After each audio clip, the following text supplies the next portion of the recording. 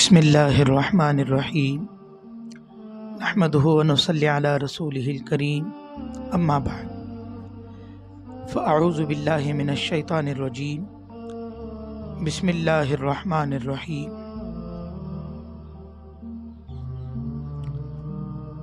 अल्लाहुम्मा सल्लि अला सय्यिदिना मुहम्मद व अला आलि सय्यिदिना मुहम्मद व बारिक वसल्लिम। महतरम व मुकर्रम अजीज़ दीनी भाइयों, इससे पहले बात के अंदर इस बात का तज़किरा किया गया था कि हमारे चैनल के ताल्लुक़ से मुहर्रम के सारे हकीकत को बयान किया जाएगा। दरअसल बात यह है कि इसको कोई बहुत कम लोग खुलकर बोलते हैं।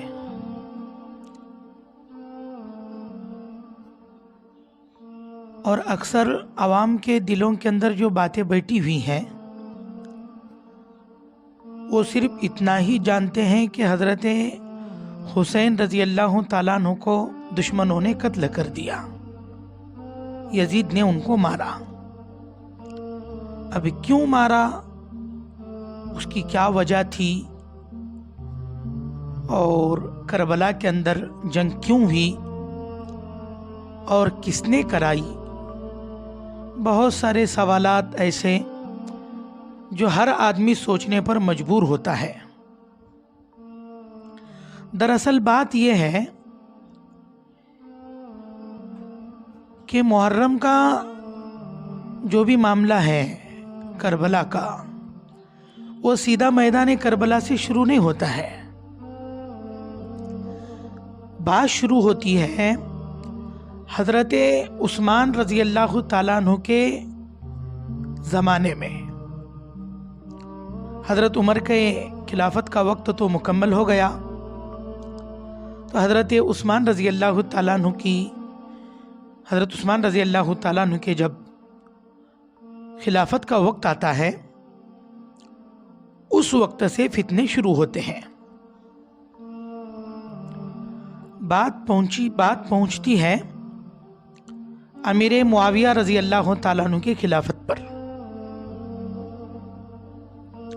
अमीर मुआविया रज़ी अल्लाह ताला अन्हु खलीफा थे, अमीर थे।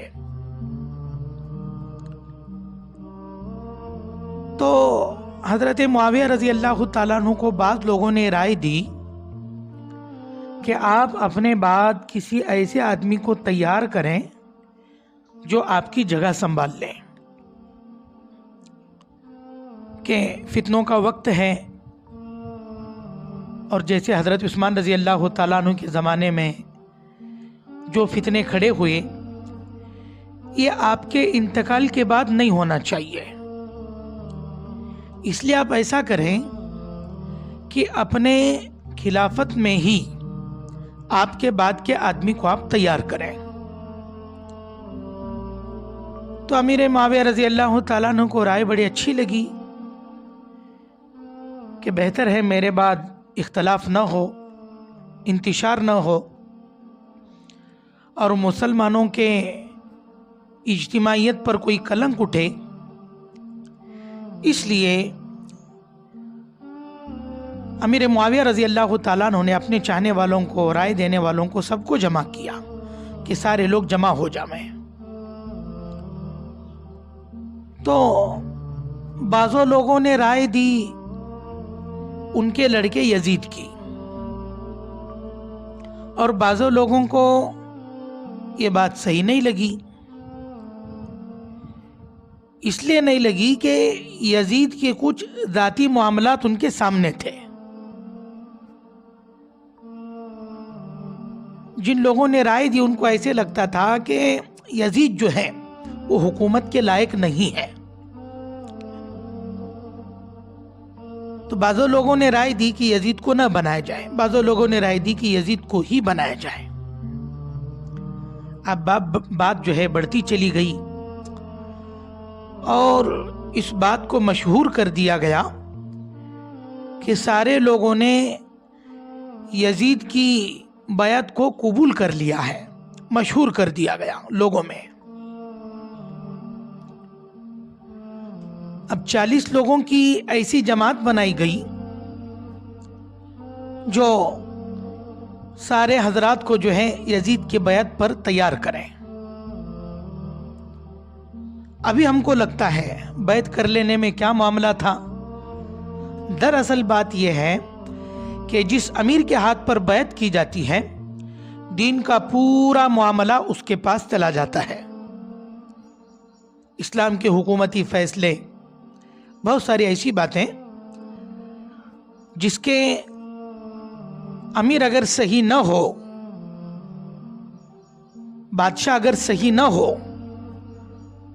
جو اسلام کو نہ سمجھتا ہو اور حکومت کے قابل نہ ہو، تو اسلام کو اس کا خطرہ ہو سکتا ہے۔ اس لیے بعض لوگوں نے رائے دی، پھر اس بات کو مشہور کر دیا گیا کہ سارے لوگوں نے جو ہے یزید کے بیعت کو قبول کر لیا گیا ہے۔ تو بات چلتے چلتے آتی ہے مدینہ منورہ میں، کہ مدینہ منورہ میں یہ بات پھیلا دی جاتی ہے، اور مدینہ منورہ کے اندر جو حکومت کے لیے جو طے کیا گیا تھا پہلے سے، اس کا نام تھا مروان۔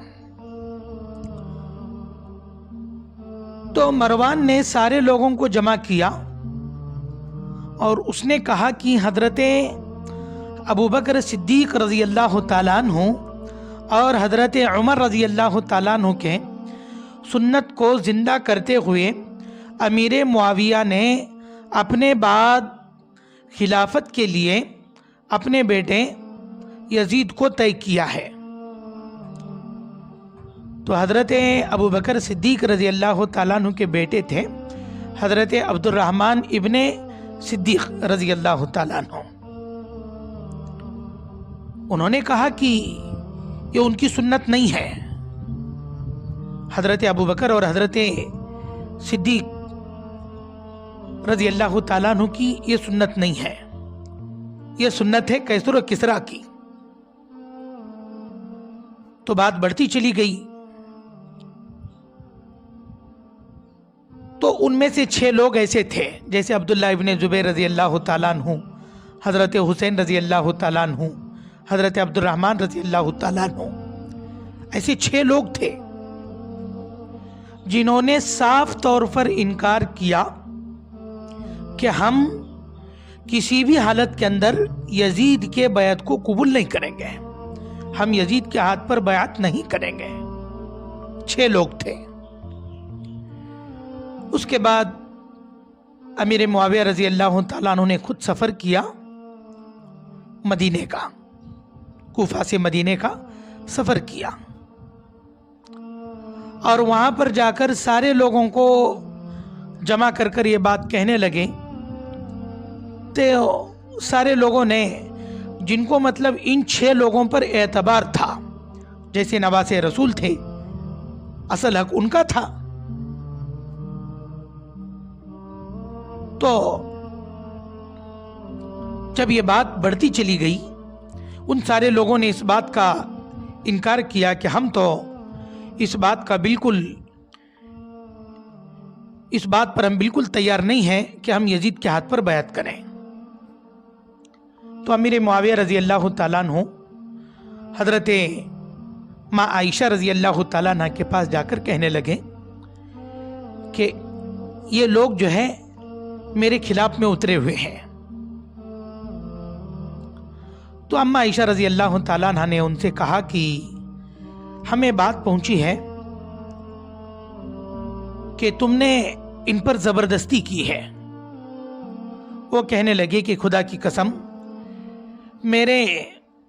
میرے نزدیک ان لوگوں کا ادب جو ہے واجب ہے، میں ان کا احترام کرتا ہوں، میں ان کو اپنے گلے سے لگاتا ہوں، میں ایسے ان کے ساتھ کبھی بھی نہیں کر سکتا۔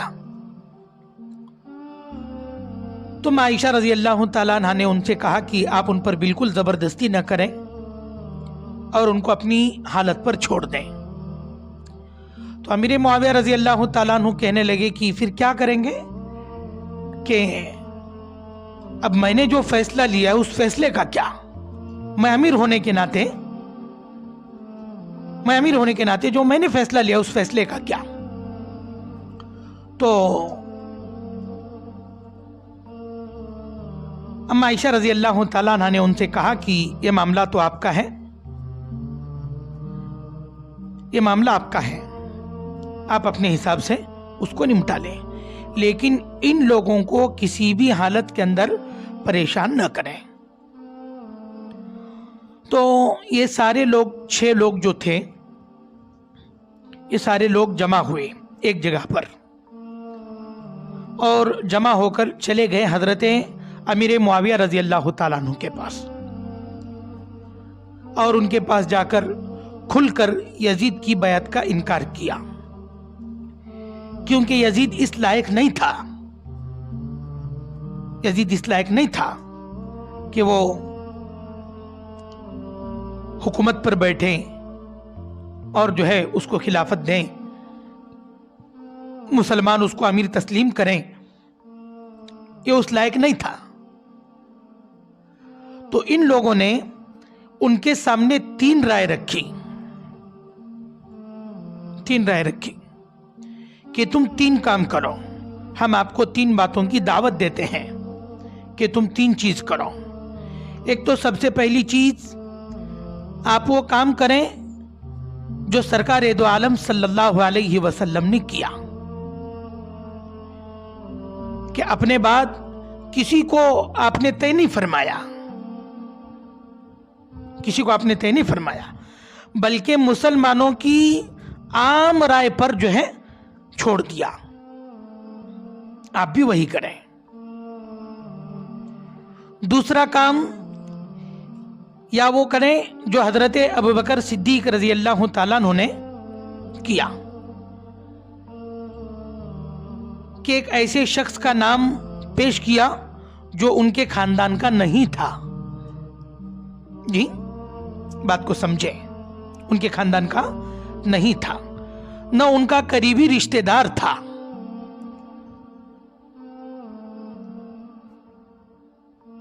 یہ 2 کام۔ اور تیسری جو حضرت عمر رضی اللہ تعالیٰ عنہ نے کیا کہ اپنے بعد کا معاملہ 6 آدمیوں پر ڈال دیا، کہ 6 لوگ بیٹھیں گے اور جن کی رائے سب سے زیادہ ہوں گی وہ 6 لوگ جس کو امیر تسلیم کرنا چاہیں وہ کر لیں۔ یہ 3 کام، اور فرمایا کہ اس کے سوا ہم کوئی صورت نہیں سمجھتے نہ قبول کرنے کے لیے ہم تیار ہیں۔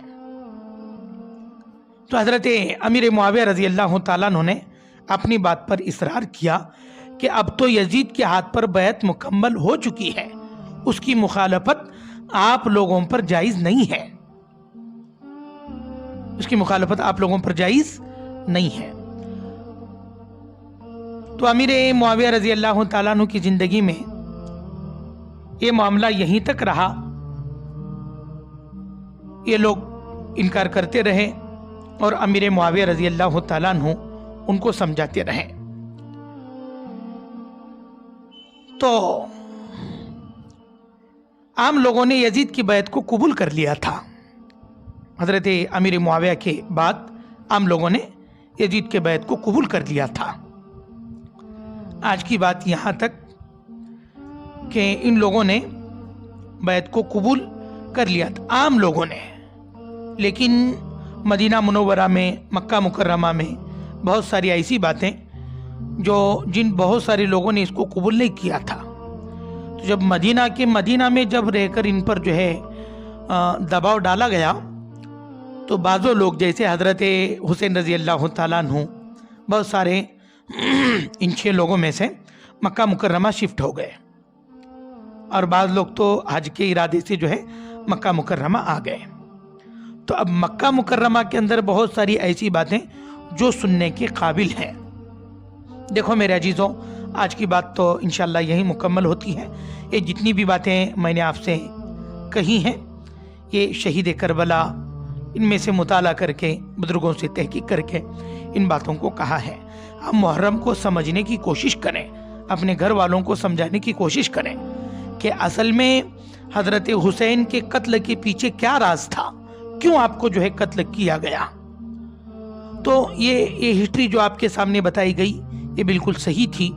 تو اس کے بعد بھی انشاءاللہ فوراً آگے کی جو ہے ساری باتیں، مکہ مکرمہ کے اندر کیا ہوا، آپ کوفہ کے لیے کیوں تیار ہوئے اور آپ کو کیوں مجبور کیا گیا، آپ کو روکا بھی گیا تھا، پھر بھی آپ اللہ کے دین کا جذبہ لے کر، اللہ کے دین کو پھیلانے کا جذبہ لے کر مکہ مکرمہ سے نکلیں اور کوفہ کی طرف چل دیے۔ تو ان باتوں کی انشاءاللہ آئندہ بیان کے اندر بتایا جائے گا۔ وآخر دعوانا ان الحمد للہ رب العالمین۔